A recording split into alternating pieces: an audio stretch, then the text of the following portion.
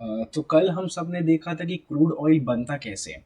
तो आज मैं आपको ये समझाऊंगा कि जब बड़े बड़े ड्रिल मशीन से क्रूड ऑयल को निकाला जाता है तो क्या उस क्रूड ऑयल को हम सीधा बाइक में और कार में डाल के यूज कर सकते हैं क्या? बिल्कुल नहीं कर सकते, क्योंकि आपको एक बताना चाहूंगा एक बात कि इस क्रूड ऑयल से ही पेट्रोल बनने वाला है, डीजल बनने वाला है, केरोसिन बनने वाला है, ब्यूटेमिन बनने वाला है। ये सारे जो प्रोडक्ट्स हैं ये उस क्रूड ऑयल से ही बनने वाले हैं। तो ये क्रूड ऑयल में बहुत सारे हाइड्रोकार्बन्स प्रेजेंट होते हैं। हाइड्रोकार्बन्स मतलब कि जिस में आप स्ट्रक्चर देखेंगे जब पेट्रोल का, तो उसमें हाइड्रोजन और कार्बन आपको देखने को मिलेगा। आप डीजल देखेंगे तो उसमें भी आपको हाइड्रोजन और कार्बन के स्ट्रक्चर देखने को मिलेंगे। बेसिकली वो होता है हाइड्रोकार्बन्स। अब ये क्रूड ऑयल में बहुत सारे हाइड्रोकार्बन्स होते हैं, इसको हम अलग करेंगे। ठीक है।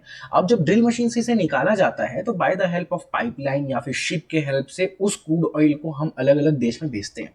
जैसे हम लेते हैं रशिया से, लेते हैं इराक से, लेते हैं अलग अलग जगह से हम क्रूड ऑयल को खरीदते हैं। और यहाँ पे रिफाइनरी बनी होती है जहां पे इस क्रूड ऑयल को हम कन्वर्ट करेंगे इस यूजफुल प्रोडक्ट में। ठीक है। अब कैसे करेंगे आप स्लाइड 8 में आके देख लीजिए। सबसे पहले क्रूड ऑयल जो है वो एक फर्नेस में जाएगा जहां पे क्रूड ऑयल का पता है आप लोग को लिक्विड फॉर्म में है। उसको जैसे गर्म करेंगे वो क्या बनने लगेगा? गैस बनने लगेगा।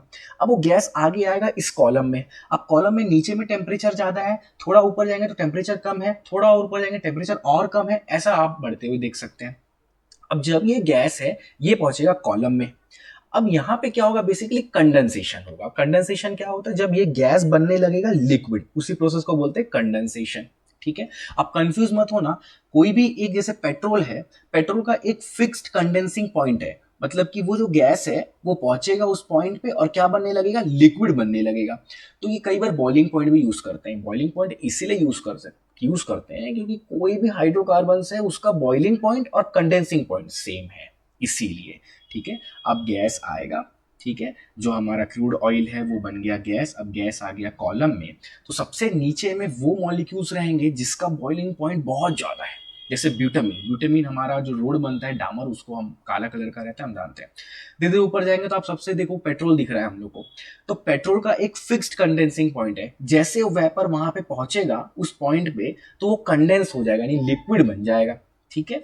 और इस जो कॉलम में एक प्लेट लगे होते हैं, इस प्लेट में ये सब कलेक्ट होने लगते हैं और सीधा पाइपलाइन से अलग जाके एक कलेक्टिंग टैंक में जाके बैठने लग जाते हैं। ठीक है, रहने।